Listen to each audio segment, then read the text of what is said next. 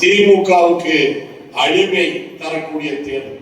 அதற்கு பிறகு திமுக என்கிற கட்சியே தமிழ்நாட்டில் இருக்கக்கூடாது. தமிழ்நாட்டு மக்களை 5 லட்சம் கோடி கடன்காரனாக்கிய தலைவர் யாரு? ஸ்டாலின். சுதந்திரம் அடைஞ்சு இத்தனை ஆண்டு காலமா நம்ம வாங்கின கடன் 5 லட்சம் கோடி. இந்த 4.5 வருஷத்துல இதுவரைக்கும் வாங்கிக்கிற கடன் எவ்வளவு? 4.5 லட்சம் கடன். இன்னொரு 50,000 சேர்ந்து இந்த ஆட்சி முடியறதுக்குள்ள கடன் எவ்வளவு ஆயிரும்? 5 லட்சம். அப்ப மொத்த கடன் 10 லட்சம் ஆயிரும். 5 லட்சம் கடன் வாங்கினதுலதான் திருப்பூர்ல நாம ஆஸ்பத்திரி கட்டினோம், இஎஸ்ஐ ஹாஸ்பிட்டல் கட்டினோம், திருப்பூர்ல புது பஸ் ஸ்டாண்ட் போட்டோம், திருப்பூர்ல ஸ்மார்ட் சிட்டி திட்டம் கொண்டு வந்தோம், திருப்பூர்ல டவுன் ஹால் கட்டினோம், என்னென்னமோ செஞ்சோம், செலவாச்சு. 1500 கோடி இப்படி எல்லாம் செலவானது 5 லட்சம் கோடி. இந்த அப்ப வாங்கியிருக்கிற 5 லட்சம் கோடிக்கு ஒரு திட்டத்தை உங்க மேயர் சொன்னா, உங்க தெற்கு தொகுதி எம்எல்ஏ சொன்னா, உங்க மந்திரி சொன்னா, நான் காலை தொட்டு போகணும். இந்த திட்டத்தை நாங்க பண்ணி இருக்கிறோம்னு திமுக காரர் சொல்ல முடியுமா? என்ன எங்களுக்கு பண்ணேன்னு சொல்ல முடியுமா?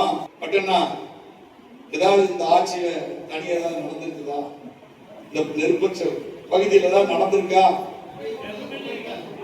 அதையே முடிக்க மாட்டேங்கிறாங்க. அந்த ஆஸ்பத்திரி திறந்துட்டாங்க. 30 கோடி செலவு பண்ணி ஆஸ்பத்திரி கட்டி 3 வருஷமா பூட்டி வச்சிருக்கிற கொடுமை எங்காவது உண்டா? 30 கோடி செலவு. ஆனா எப்ப கட்டினது? எடப்பாடியார் முதலமைச்சர் இருக்கும்போது. திறக்கிறதுக்கு 3 வருஷமா. யோசிச்சு பாருங்க. எந்த திட்டமும் இல்ல. இது மாதிரிதான் ஒவ்வொரு இடத்துலயும். அவனாசி அத்திக்கடவு திட்டம் 90% எடப்பாடியார் ஆட்சி காலத்திலே முடிஞ்சு போச்சு. இப்ப 3 முறை 1000 குளக்குட்டைகள் நிரம்பியாச்சு. இந்த 3 மாசத்துல எல்லாம் நெல்வயல் மாதிரி ஆகி போச்சு. விவசாயிகள் சுபிட்சமா இருக்கிறாங்க. திட்டத்தை யார் கொண்டு வந்தது? அதை 4 வருஷம் கிணக்குல போட்டது யாரு? சத்தமா சொல்லுங்க. 4 வருஷம் முடிந்து போன திட்டத்துக்கு கேட் வால் மாற்றக்கு, கப்ளிங் போடுறதுக்கு, மூடி போட்டு மூடுறதுக்கு, இதுக்கு மட்டும் டெலிவரி பைப் வைக்கிறதுக்கு, இதுக்கு மட்டும் 4 வருஷம். எனவே எடப்பாடியார் வரும்போது உற்சாகமான வரவேற்பு கொடுத்து அவனாசி அத்திக்கடவு திட்டம் 2வது பாகத்தையும் தொடங்கி வைக்கிறதாக நம்முடைய பொதுச் செயலாளர் சொல்லியிருக்கிறார். ஆட்சிக்கு வந்தவுடனே 2வது பாகம் தொடங்கப்படும். ஆனமலையார் நல்லார் திட்டம் விரைவில் தொடங்கப்பட்டு செயலாக்கத்துக்கு கொண்டு வரப்படும். பாண்டியார் பொன்னம்பலா திட்டம் செயலாக்கப்படுத்தி மக்களுக்கு பயன் தரத்தக்க வகையில் செய்வோம்.